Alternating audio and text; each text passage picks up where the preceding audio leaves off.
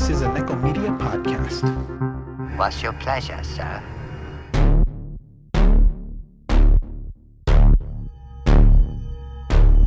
Welcome, cinephiles and Cenobites. This is episode 9 of season 3.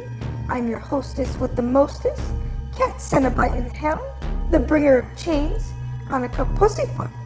Today we have a guest on the show, writer, director, producer, sometimes actor, a man with many hats. Raimund Huber is on the show. We touch base on his directorial work, filming abroad, and his latest project, Who's Watching Oliver. He drops some trivia on filming this indie horror masterpiece, the writing process, and his place in all of it. Lots of film talk, and it was wonderful. Listen in on our conversation with Raimund Huber.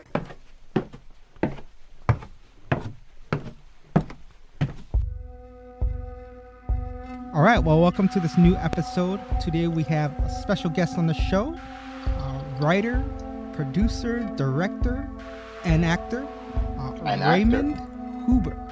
Long time ago. Acting. I gave that one up. No! Oh, because we actually just watched... last time, when was that?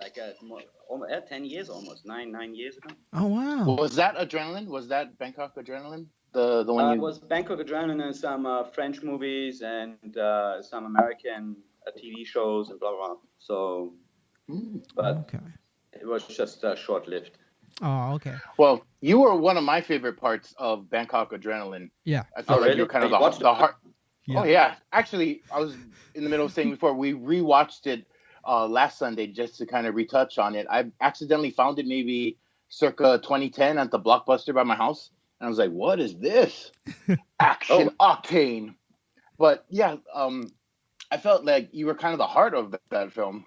Your character, at least. Yeah. Oh, wow. Finally won. Yes.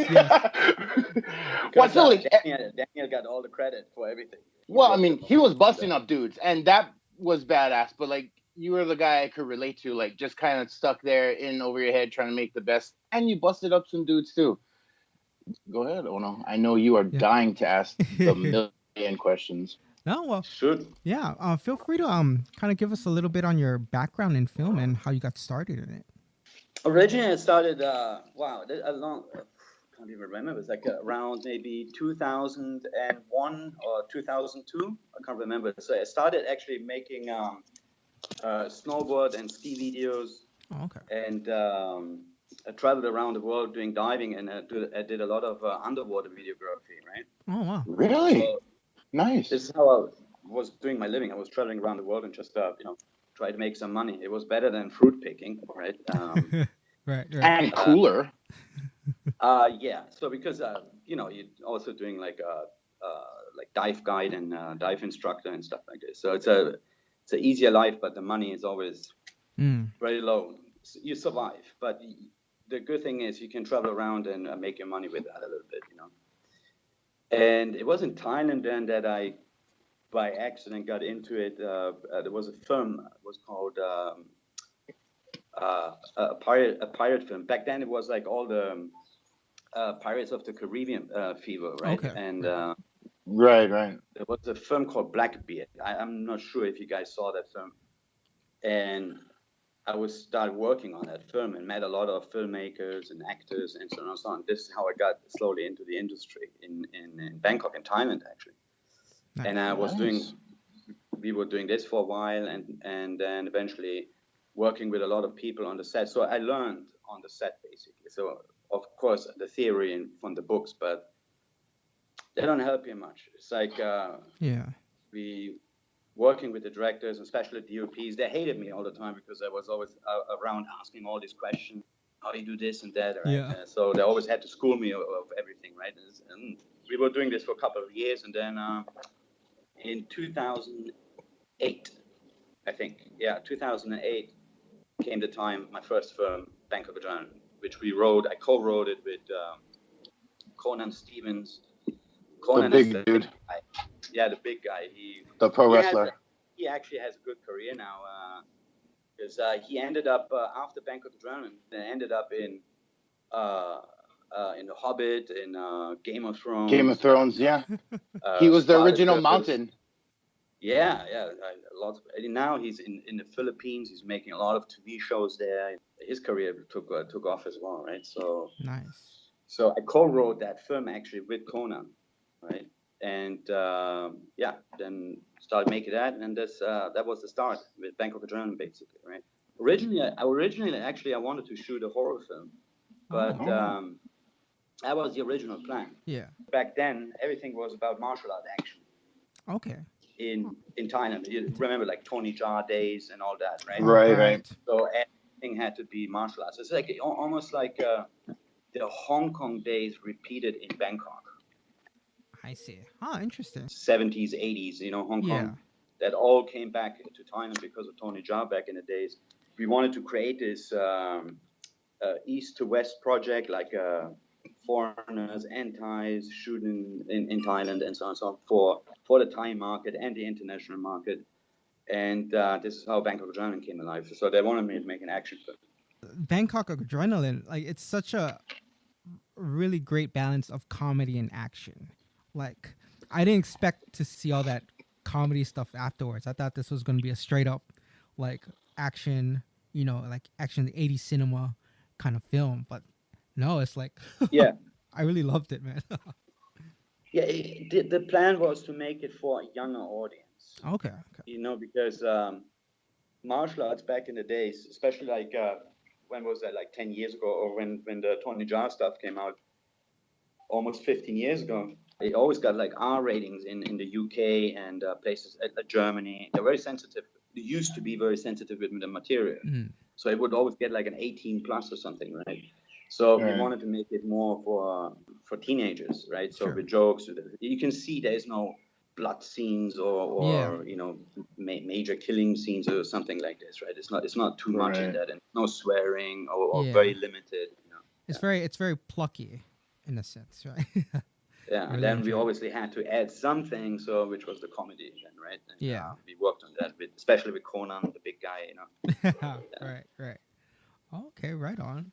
So you've been in Bangkok since early 2000s? No. I'm back in Bangkok since 2005, and then I left a couple of times, and then I came a couple of times back. So it's back and forward. But yeah, mainly in Bangkok now. So I could literally say that's my new home, actually. Yeah. So nice. So it must be a really good film community there. If you're always finding work there, it seems like. It used to be better, let's say it this way. There's a lot of Indian movies now shooting here in Thailand, and some Chinese and advertisements and stuff like this, like commercials, right? But the film industry itself, like on an international level, it went down since the last few years. Oh, wow. That's crazy. Yeah, not sure why. Probably it's not so cheap to shoot here anymore, I guess. Oh, really? Wow. Maybe. I know there's a lot of happening now in South Africa again, picked up again, and Canada, because of the tax breaks and I see. Yeah. That's probably making it harder for you to garner funds from investors for any future projects or current projects. I never been in that circle, so we always have our own little thing going on since the start, and because we're doing our own thing, it doesn't really matter for us, because we're doing the low budget films here, extremely low budget compared to the Hollywood films, right? And yeah, it doesn't affect us.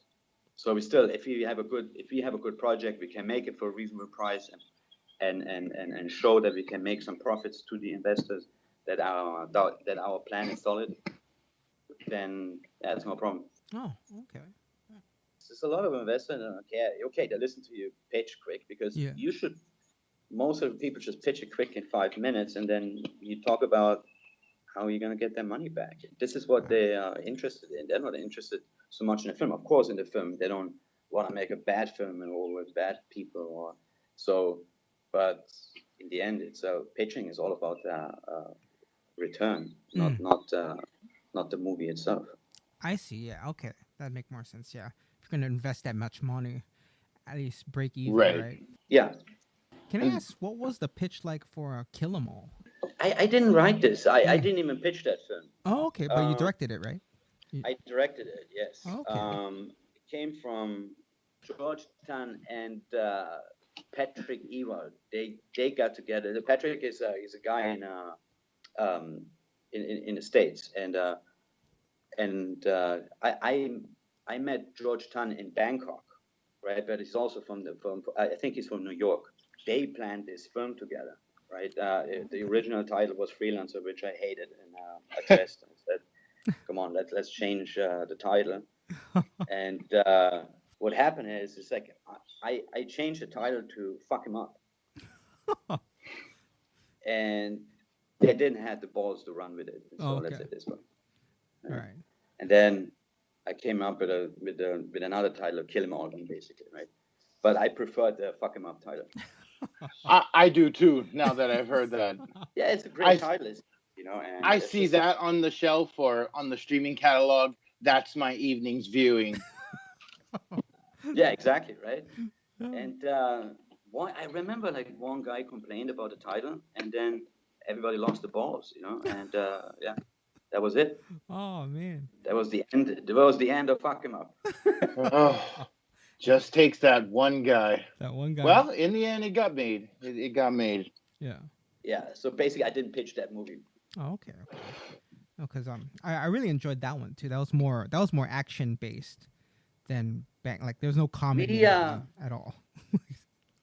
Yeah, it's like sounds like it'd while be darker. We were shooting, I was forced basically to cut all the dialogue out, and the during shooting actually, some decisions didn't work out during the shooting. Let's say it this way.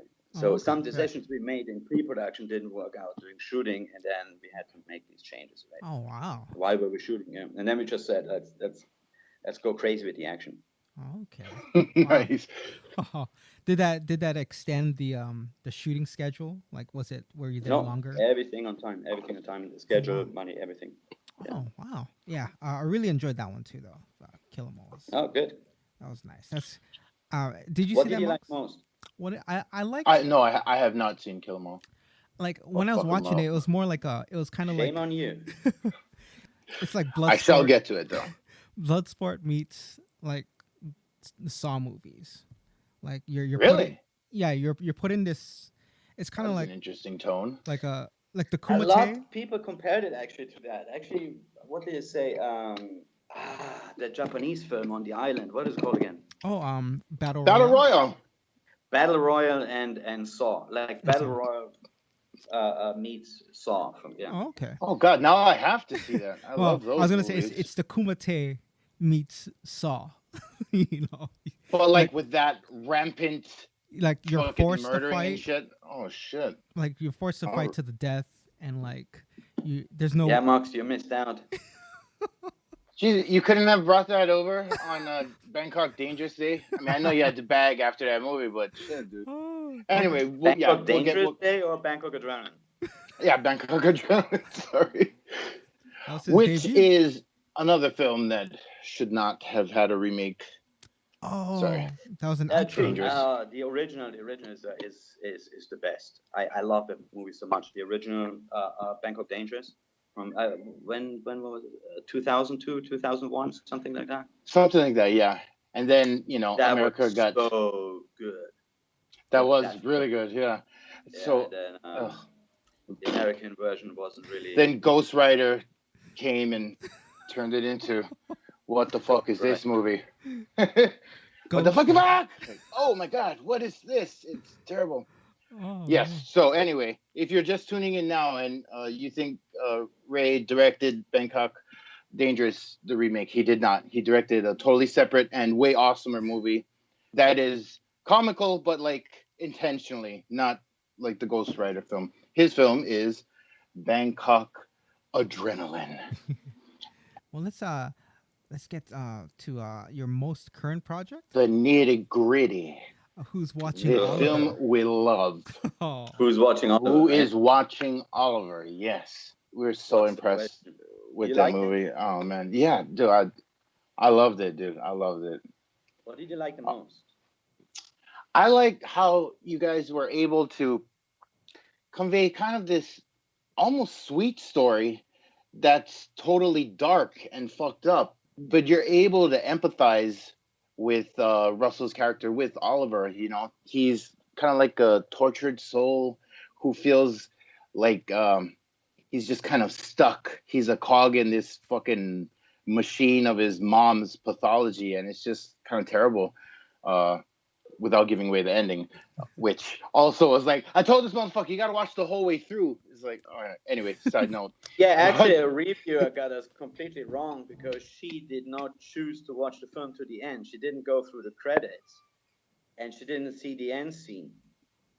Different movie if you don't watch that end scene. Different movie, right? And she reviewed us, and especially on that, she, I immediately knew that she did not watch to the end. She didn't go through the credits, and I said, there's no excuse, but when you should not only review the film, but also it would be good to know who made the film, who did the editing, who is the sound guy, blah blah. And the credits are literally so small because our team was so tiny. Yeah. So the credits are only 1 minute. Yeah, there is no excuse. Everybody Right. pay attention to the below the line players, dicks. And then to have an opinion, right, without seeing the narrative in its whole. But I tell you, either Exactly, way, but I didn't write to her. I just dear lazy reviewer, either ending worked for me. But I will say the true ending is kind of exactly what that is. I feel that was the more true stroke of how things were going to play out. And yeah, I'm not surprised because your film had balls from the start. So, I mean, it's a ballsy move to go that way. But, I mean, it's a ballsy film. It doesn't hold back. But that's not to say that it's obscene, I guess, in what you depict. A lot of it is inferred, and it's the performances, it's the way how it's shot that the horror kind of gets conveyed. So I like that, I like that there's something left. The imagination gets engaged, so it's kind of an active viewing, and I appreciate that. I feel like, this is definitely part of the renaissance of horror, man. The idea from the very very beginning was to make this a love adventure basically between Sophia and Oliver. Since we knew like how the character is going to look like and kind get a rough idea what the setting is going to be, we straight away started like we knew that before we even put a word down on paper we knew that we had to make the serial killer likable. Even doing all this crazy stuff he's doing, where you, as an audience, hate him and you want him dead or something. It's like, no. We wanted the audience to root for him, to actually feel sorry for him, to sympathize with him, basically, right? And try to emotionally kind of then help him, right? It's like help the serial killer. So if we achieve that, then I said we have something new, right? And that's where Russell did an amazing job, to keep his character the way he did. It was it's crazy. It was a tight line, for you guys to walk and thread, and I feel like you did it.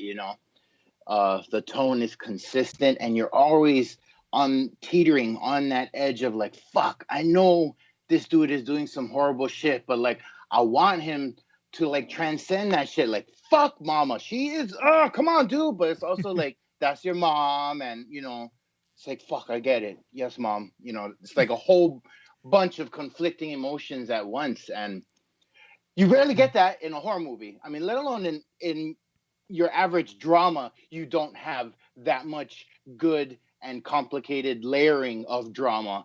And then for that to further be set in a horror film, like so many emotions are engaged, dude. Like I won't say I cried because I didn't like cry, but there was some shit floating around in the eye stuff. The points you gotta just like stop and be like, fuck.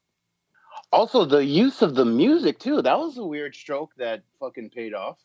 That is probably the weirdest thing I have ever done in my life, and I thought I will hang for this. Nobody knew, even the production, Russell, nobody knew what I was doing in the post production. Jesse Maddox, was hanging around in his studio for like 2 months to put the film together. And finally, once we had it together, it was like, wow, it was long. It was like 95 more. It was almost 100 minutes, like 99 minutes or something, or 98 minutes or something there. So it was like, I remember we were cutting 12 minutes down. And then I went home and I tried a few. You remember these montages in the film, especially the killing montage and blah, blah. Right. So I had this in front of me, and then I played with the music, and it's just like I found some good music, and it just didn't. It was nothing special, right? And then what I did was I added Frank Sinatra.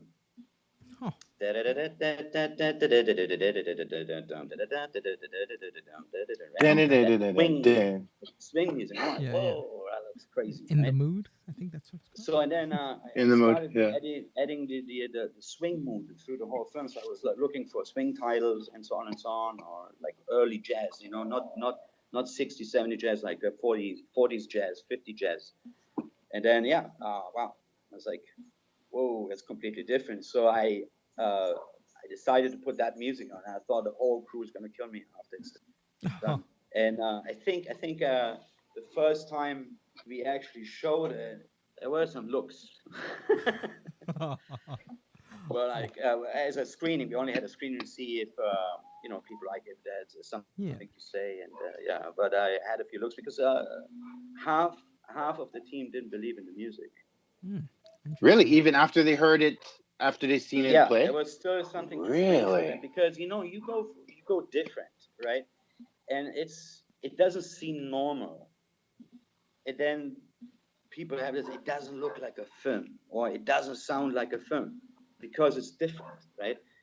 But I said from the beginning, this is actually one of the reasons why I joined the firm. I said from the beginning on to Richie, the director, and Russell, if that is not different, if we don't make that concept we had, if we don't make it different than other projects, like if you just want to make a serial killer film, then don't bother, leave me out. It's like I'm not interested, because why? There are a million serial killer films out there, especially in the indie industry, right? Independent, right?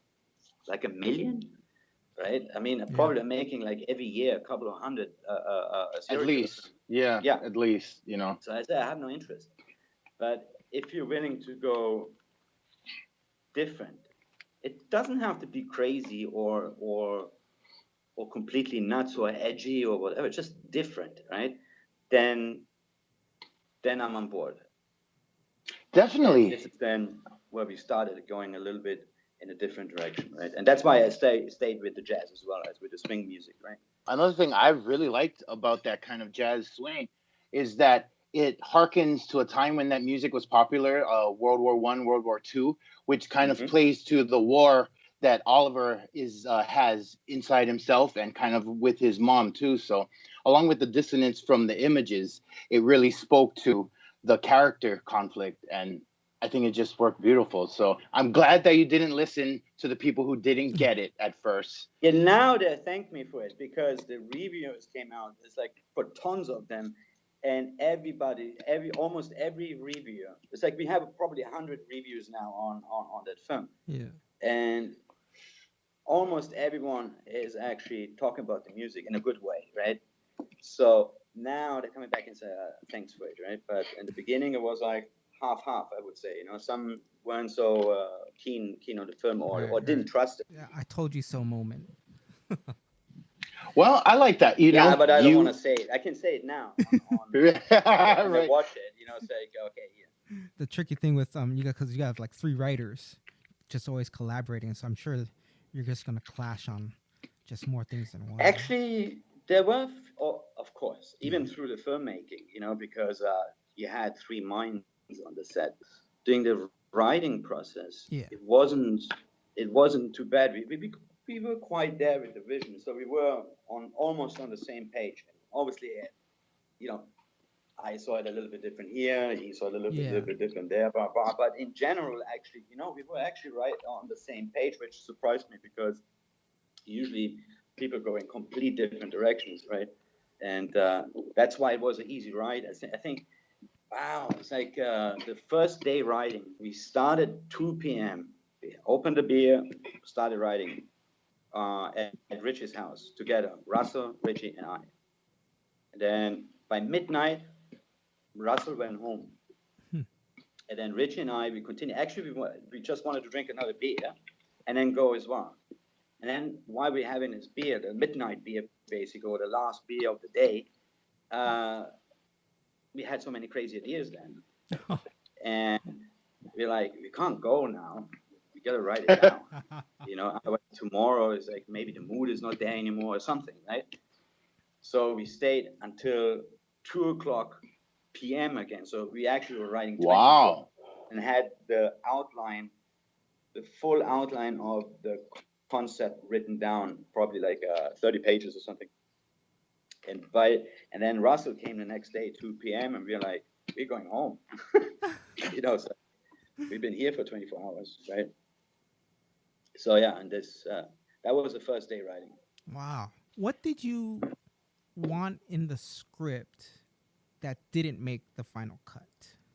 Was there anything that you had contributed? Everything is in. Everything's okay. Wow. You know why? What? Because you had final say. Over the editing. What's up? That's what's up, man. That's what's up. Now, it was the agreement from the beginning on. Oh, okay. That answers my next question. I said we make the film and all this, but post-production is going to be mine. Nice. So, was that an easy term for the other two to sign on to and be like, all right, okay, post-production is all Ray? They did because Richie has a long experience in the filmmaking. He's like, wow, geez, forever. I think it's like 25 years in the film industry as a cameraman. He started like as a camera assistant when he was like 15 years old, right? And working with his dad because his dad is a director. And then obviously he worked himself up as a cameraman and worked on big productions. So he's there, but it was his first time directing. And then I know it from my own experience. Because you don't want to let go, right? And I said I got to have post production. And he was fine with that because he knew it's his first time as well. And then Russell knows me as a filmmaker. He worked with me on Cam to Cam before that, and before that on Dragon Wolf, right?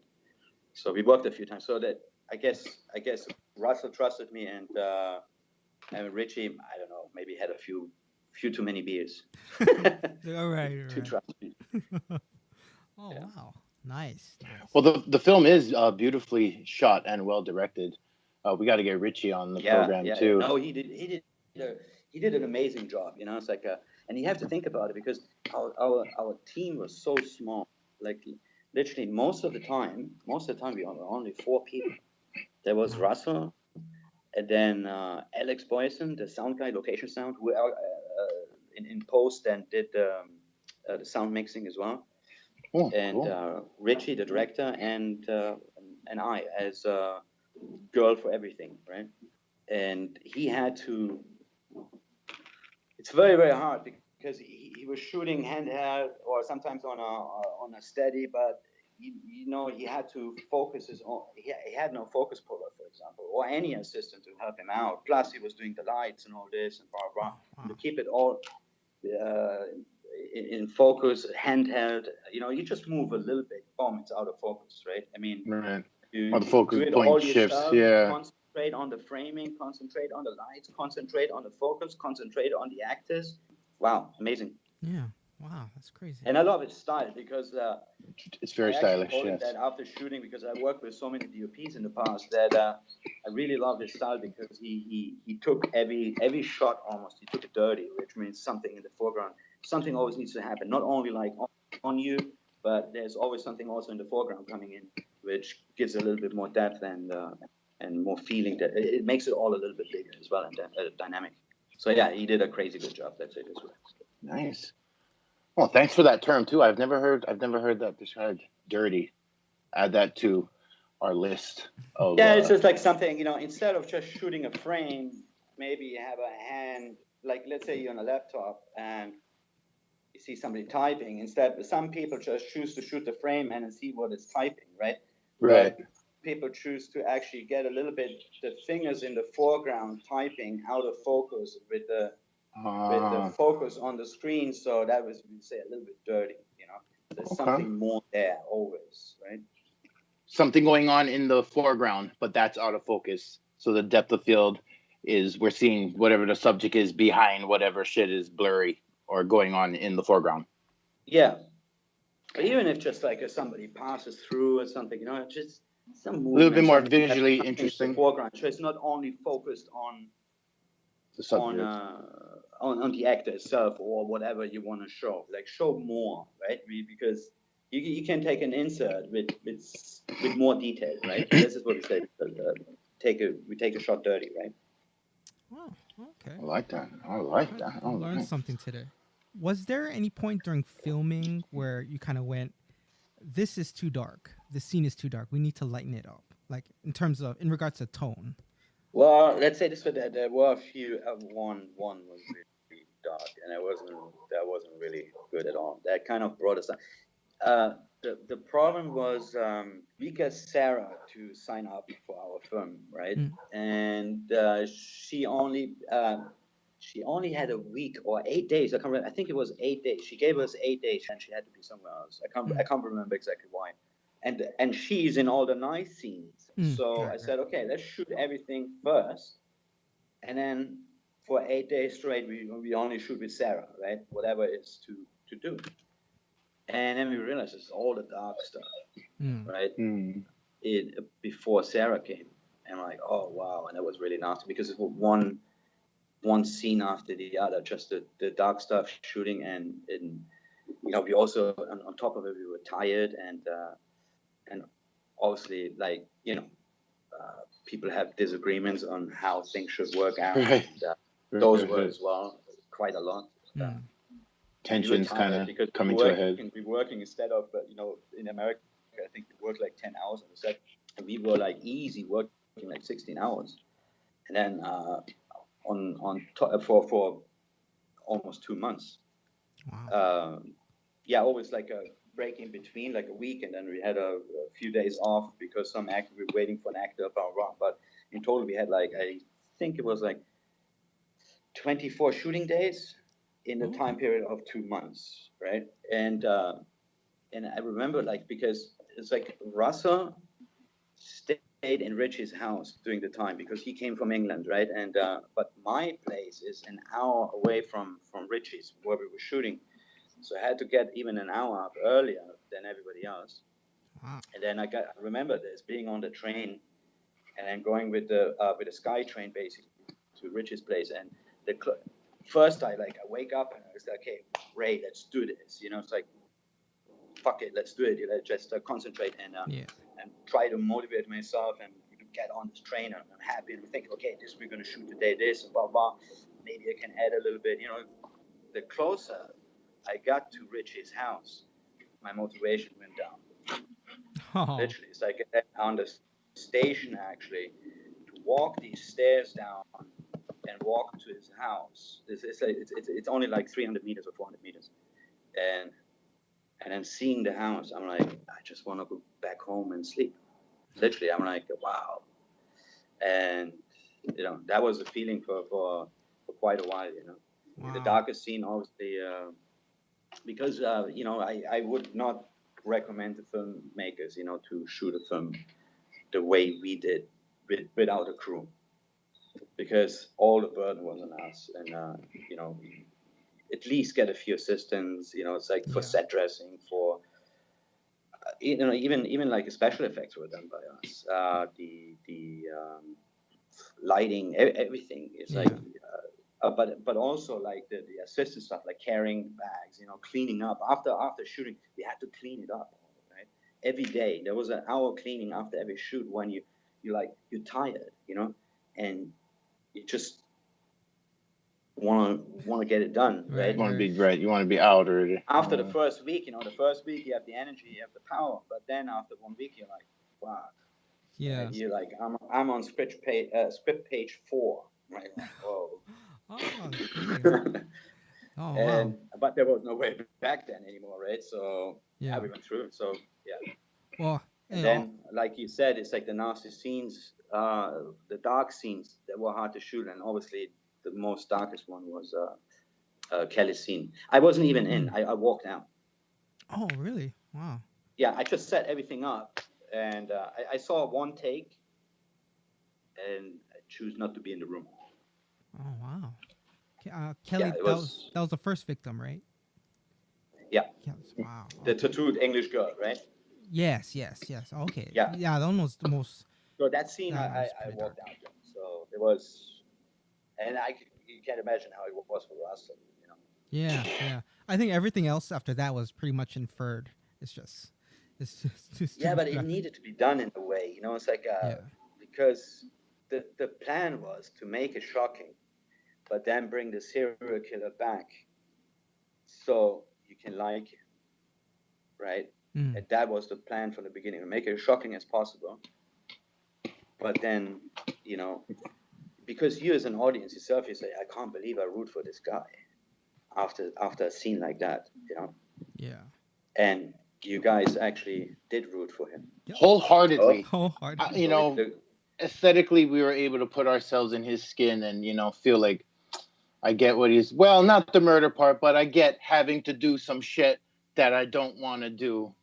Oh, that man. was the plan for the beginning, so it worked for a lot of people. But some did, you know. It's really strange about the film, because when I read the reviews and not only from the reviewers, from the bloggers, and also from the audience who watch the film and you know, criticize it, whatever, then it doesn't seem there's something in between where somebody said, yeah, the film was okay, right? Really? The film is brilliant. I love it. You know, wow, amazing. I watched it 3 times. Rah, rah, rah, you guys are the best. And then to like, what the fuck? Why would you do such a thing? Rah, rah, this is the worst movie I've ever seen. Rah, rah, from that, you know, because Right. it's from super negative to super positive, but there's almost nothing in between. That's good. Polarizing. Yeah. I mean, you want a reaction, you know, you can go watch a studio movie to get, had popcorn, killed 2 hours, man, you can go home. Yeah, but you don't get the reaction on all of them. It's almost like you like it No, or you yes, it is polarizing. I could see, yeah. Which surprised me with another film, which is I really like that film. It's called Witch. Okay, I'm in the hate category. So you're in the hate category. What about you? I'm. He's in the love, I think. Yeah. Oh, you're a meh? I've not heard a meh. I think it's a brilliant film. I really loved it. I watched it like 3 times. You know, I I really think dig that film. It's really, really good. It's really well done. The drama is perfect because it has drama. You know, it's not only just step, you know, and then Sure. something, right? I think I was misled. It's more. It lets you think a little bit, and it is cerebral. It is cerebral. And it's it is beautifully shot. But that's like I said. But then you see the other horror guys, you know, that literally hate that film. I was like, whoa. Yeah, it's crazy. It's crazy how people think. Like, one thinks it's the best film ever, and the other guy thinks it's the worst movie he has ever seen. So True. It's really amazing how the mind works differently, which is a good thing. Yeah, for sure. I always like when me and Mox go watch movies, and if he comes out hating it, it's like, okay, I probably loved it, you know. It's like, okay, I don't know. Yeah, if it can provoke a response. I'm on the love side with that film, with Witch, you know. So I really thought it's a good film. Sure. That ending was kind of out of there. Like, we still talking The Witch? Yeah, that Witch threw me. And so thanks a lot, Goat. I gotta go get to the coven meeting. that was a what the fuck ending. I love it. Great ending. I've been meaning to watch it again. It's a really subtle, cerebral, artsy film. I think I was just, you know, I saw the marketing and I was like into the most terrifying movie ever. And the visuals are so, you know, barren and desolate. I was like, oh fuck, maybe this shit will creep under my skin. So I think rather than allowing myself to be compelled by the drama, I was just waiting, right? When's it going to be scary? When's it going to be scary? Scare me. Nah. All right. So yeah, I had the same with Paranormal Activity. Oh, okay. As up or down?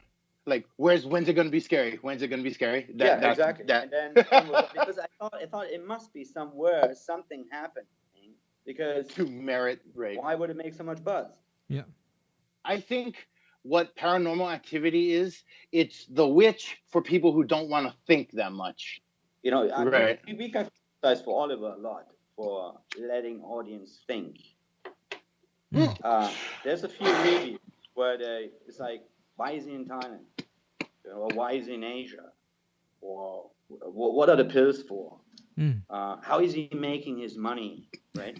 We had all the answers to that, but we didn't feel it's needed to bring it in. Think. Yeah, You know, it's kind of irrelevant. just think a little bit. You know, why is he in Asia? You know, why is he not in France? Right? If you shot in France, then it's like, why is he in France? Right. But there's a reason why he's around. But just try to think yourself a little bit. You know, so why do I need to tell you everything? Yeah. And to be honest, like, let's go back to the pills. Why is he using his pills? Right? There are three writers, and we have three different answers to that. Wow. So make up your own mind. What I love about your film is that it made me feel. There's a lot to think about, but that's not necessarily something very important to me. My shit is more pathos than logos, you know, as far as appealing to me to win me over. And you guys definitely bridge the gap with that big time. I mean, that movie makes you feel. And yeah, you don't have to like color in all the answers, I feel, in order for the audience to go along with the story. Yeah, I mean, we painted most of the picture, right? Sure. So you might help a little bit, you know, with add a color or two. A lot of audiences are a little bit lazy today, you know. Just want to watch a film and have it all presented, basically, right?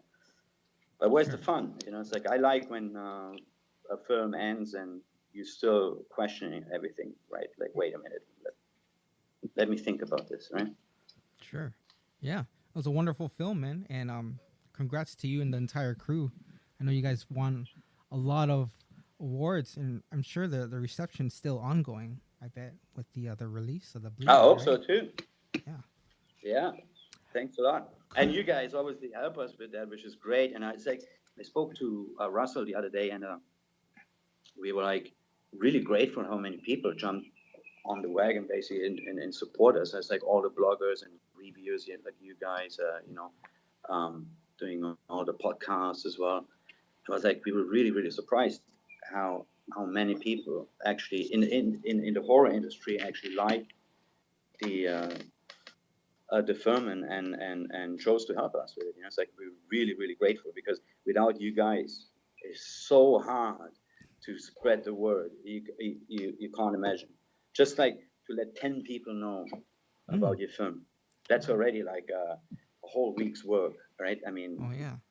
Well, yeah. Halloween's coming up, and probably this film might blow up even more in the coming months. Oh shit! Yeah, fucking people might go as Oliver for Halloween. That would be dope. We see anybody as Oliver, we'll put that shit all on social media. It's an easy costume. It's just You an know? apron, Yeah, and some blood. fuck yeah. Oh. The shoulder hunch and, you know, his thing with his mouth. Have you guys met anyone yet? Like, you know, because you guys in the horror scene, obviously, right? And I don't know, in Hawaii, and people saw the film and you guys talked about it or something. Only via social media. Yeah. I don't know anybody really locally who has seen the film or Yeah. It's the same here. It's like, you know, it's only social media. Yeah. It's like, but Well, do you I know? never met anyone who actually saw the film. Did the film release in theaters in the U.S.? Do you know, like, if it did a small run? No way. No. It's too small. It's like then obviously the Russell is new as well, not known, and the content is not really so mainstream, I would say, right? Yeah, it's definitely not a very, date very movie. Definitely not. Yeah, babe, let's check out this cool movie. Sort of a romance, a little bit of murder. Actually, it is a romance. Like, it is unabashedly a romance. Well, if you call It's it a horror But you know movie. what? We knew that from the beginning, because we said from the beginning on we're gonna go with it, and that's it. You know, we lost actually actors, actresses, Wow. jumping on the Oliver train, basically doing shooting because it's it's a bit too rough, or is it because of nudity or something, blah blah. So yeah. Well, no, yeah, just that. I mean, you throw in that romance kind of subgenre in there, and then you actually watch the movie. It's really disturbing. It's like Sarah's portrayal of Sophia is just it's disturbing. Like once you get into the meat of it, and then you see her alongside Russell, and it's like something's wrong here. Really, it's like she Yeah, did a really Russell. good job. On it. He's wrong. Right, he's wrong. Yeah, he's wrong. That That guy. Something wrong with the guy. I can't figure it out. Hey Ray, Yeah, could we get a top 6 favorite films of all time from you? My top 6 movies. Yes, Of all time, yes. I never thought about it because every time I'm in a different mood, I have a different opinion. Okay, Gladiator is in it. Gladiator? Okay. Yeah. Gladiator. Okay, nice. Yeah. That's- With, Are you gonna Russell Crowe. entertain? yeah. Apocalypto. Oh, Mel Gibson. Okay. Apocalypto. Yeah, Mel Oh. Gibson directed the film. He's an amazing director. he is Might be actually. a bit an asshole in real life. Yeah. No, he He's knows a how to great work. actor, but he's an amazing actor. But he's even He is a better greater filmmaker. Yeah. director. Yes. He's amazing. He's so detailed in everything. It's like wow. You know what? It's like like Back to the Future or something, right? That's Cool. that's a good It's one. there. It's like when I go back, it's like those are my favorite movies. Even Rocky or Jaws. Star Wars. I'm a big Star Wars fan. All of it, right? Dun. Wait, okay. Darth Huber. Side question. What were your thoughts on The Last Jedi? Oh, Yeah, I know. if you get me started, the interview is gonna last 10 years. Yeah. Me ranting. I feel you. I really feel don't you. understand it. It's like why? Yeah, Why would you be exactly. so off, so disconnected with the world. It's like wow. And he's not a Because- bad writer. You know what? It's like Brick was awesome. Brick was yeah, awesome, It's like but what was he thinking? Mm. I don't know. It's really I'm not so angry like I used to be because I'm still I pretty grew up angry. with the original, not with the Jar Jar Prequels. Binks ones. The original oh, trilogy. yeah. Yeah. So okay, when the episode 1 and 3 came out, I was angry. Of course, I was angry. So I had every right to be angry. But then I realized, it's not my time anymore, right? Right.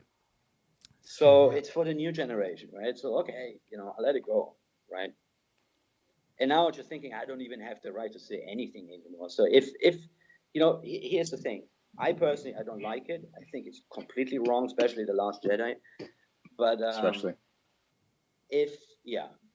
So I like Group One. It was really good. I think it was good. Yeah. Film. I like that too. So why I not even make didn't it that hate- way, Right. So you don't have to make a bad film like for us and only a good film for the new generation or something, right?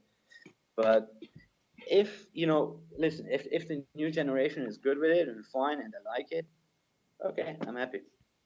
Keep the Star Wars train going. So that's all what matters really. It's like Yeah. I guess every generation is a little bit different and Sure. likes other things. That's why I said, and when you asked me now about the top 6 movies, all the movies I mentioned at least 20 years old, right? Except True. except Apocalypto. Apocalypto, but the rest is like 20 years old. Sure. Sure. At least, Yeah, yeah. and they're all 40 years, like Jaws or Rocky. It's like all the stuff, or the Star Wars, what I mentioned the original, right? Or Right. even if I said now, should really Godfather. like Lord of the Rings, for example, right? It's Mm. almost 20 years as well, right? It's coming up. Yeah. Pretty much. Yeah. It's not our time anymore. Damn. Unfortunately, Like I don't we are relics. recently, like in the last, let's say, 10 years. I don't think I have one. We change, that's what it is. Sure. It's like I think now if you take a young person, right, like let's say 15, 20 years old and tell him to watch Star Wars or for the first time, or I don't know, it's like Jaws or something. I think maybe they think it's boring because it drags on forever. It's like Jaws is like 2.5 hours and not much is happening in the 2.5 hours. Sure. True. I think a lot of dialogue. yeah. Well, Right? if you can get through it, and that shows how well the film was Yeah, but made. you wouldn't Yeah. say that's in my top 6. I see what you say. Yeah. You know what I mean. So it's just I know. you get older. You love what you grew up with. You know? Yeah. So obviously, your things you saw is the best, is the shit, right? Yeah. Sometimes I still love to look back at the old movies. Even like remember when the time Death Race came out with Jason Statham. Mm-hmm. Okay. Yes. I went back to watch the old one again. You know, it's like with Roger Corman. Roger Corman Sylvester. was right. What was David Carradine and Sylvester? Yeah. Yeah. Oh man. So dumb. It is. How did it get made? You know? That's oh my god. But it's Roger Corman. Right? Yeah. Oh, but it's fun to remake, and then like three sequels or 3 prequels, I think. Yeah, but oh well. So Ray, is that your final top 6? We got Gladiator. Well, I never think about this really, because the more I think, the more comes to mind. Yeah. Exactly, right? Yeah, and then yeah. you end up at like 300 movies, and you're like, which one is my top 6? You know, I definitely can say Apocalypto is in my top. So at least top 10. Okay. Right? Nice. Yeah, it's such a beautiful film. Well, cool. Hey, Ray, thank you so much for being on the show, man. We appreciate your time. Yes, thank you, brother. Thank you so much for having us. It's been a blast. For helping us out with Who's Watching Oliver. Yeah. No problem. And everything else. It's really great to have you guys. You know, it's like, and I really have to say, and I've addressed it one more time, it's like the horror community is so much different to all the other film communities, basically. It's we were so surprised about it. You know, it's like with all the support we're getting from the reviewers, the bloggers, and also the audience itself. It's so much different to all the other film communities or genres, basically, right? Lots of love, lots of lots of props. I mean, when they love something, they love it. Yeah, for sure. Yeah. So you definitely picked the right genre, but you also nailed it out of the park. I mean, it's easy to get a lot of success when you make such a great piece of art. Yeah. Of course, yeah. So And, I mean, here's to hoping for a Bangkok Adrenaline 2. We were actually fucking kill them all. Kill them all. 3 Fuck them weeks ago, I was laughing because I was with Conan on Skype, and we were talking about old times, and he said, "Wouldn't it be funny to bring Bangkok Adrenaline 2 back?" You know, I'm like, wow. We're a bit older than that. You got a supporter here and over there. Excellent. If you guys help to spread the word, yeah, okay. Let's do it. We will. Right on. Oh shit! We'll start a hashtag. A campaign. Get this movie made. Yeah. What do you think of movie Oliver made. 2? Oh, Hollywood. I would. I'd actually. That Hollywood really too. excites me. That Oh really my God, excites yeah. me. Yeah. The Adventures of Oliver. For the Adventures of Oliver. Oliver's Yes. Adventures, you know. No. Episode 2. It's actually more for like TV series. Yeah. You know? The Adventures Yes, of Oliver, you know? that would be great, dude. That would be really That show on disturbing. Netflix Funny. or fucking BBC. That would be. He's looking for medicine. He's looking for a new victim. Oh man, that'd be kind of Wow. crazy. You gotta ask Russell because he probably would freak out. It wasn't so, I think it wasn't. You know, it's like we spoke a few times, and it wasn't really easy for him to do all that stuff. The Yeah. channel, yeah. Yeah. He said, actually, yeah. you know, when we were shooting, when we got all the negative stuff out, all the shocking stuff, Yeah. the dark stuff out of the way, and we were shooting in the park. Remember the amusement park? Okay. Yeah. Right. Yes. Sarah, he lit off. I was like, oh, finally, you know, so I can breathe. And it's like, this is much better. You could see it. Yeah. Oh, That must have Yeah. been tough. Yeah, he explained it was really it was hard. Yeah. I have a question. Yeah.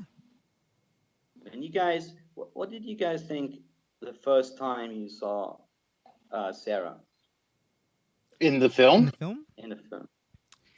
I thought it was a dream, or she was some kind of figment of his psyche to help, reconcile all the horrible shit that he has to do in the real grittiness. I mean, everything, the temperature, the mood, the tone in that, I just felt like it was the greatest place on earth. He even That was goes totally through. the plan. That's fine. That Nice. was I the mean, plan from the beginning on, because we said let's trick them because we knew she's real, but let's fake it. Let's make them think she's wrong. She is not real. Let's make them think she is his imagination. So that's why we had this weird introduction of her just sitting down next to him and start talking. Right. And then we tweaked it with the colors to make it a little bit more dreamish or Right. unreal, right? That So that definitely was, plays. but yeah. only like 50% for it. It's like 50% things like you, but the other 50% is like, we knew she was real. So it worked for some people, for some not. Huh. I was I like that. I was It's a good trying to connect narrative her choice. to the cat, because both those, the cat and Sophia, come out of nowhere, and so I was like, there's got to be some kind Just ingratiate themselves right. into some kind of connection there. Oliver's What's madness. what is this cat doing here? Yeah, I don't know. So that's why this movie deserves more viewing. So Yeah, I gotta help us promote it. For sure. Well, cool, Raymond. Thank you again, and have a good rest of your day, man, or good morning. Good morning to you. For me, it's good morning. Yes. So I'm up. Actually, I'm up since you guys sent me the email at 6 o'clock in the morning. That was my fault. Sorry about that. Good work. That's right. I didn't wake up because of the email. I just woke up anyway. I wake around 6. I wake up, right? Started on my laptop. Saw it. Oh, okay. You guys are like, too soon. I still have 3 hours. Nice. Well, cool, man. Good, amigos. Thanks a lot for everything. It was nice talking to you. And You too, brother. let's keep in touch. We'll do, man. Okay. We'll do, definitely. Okay. Take care, man. All right, Ray. Bye-bye. Bye. Thank you. Bye-bye. This has been a Nekko Media podcast broadcasting from the Blood Cave, part of the /tag Potter family. For myself, Annika Pussyfoot, Mox, and Ono, keep the lights on and check under that bed, because there's only one universal truth. No lives matter. That means you. We have candy.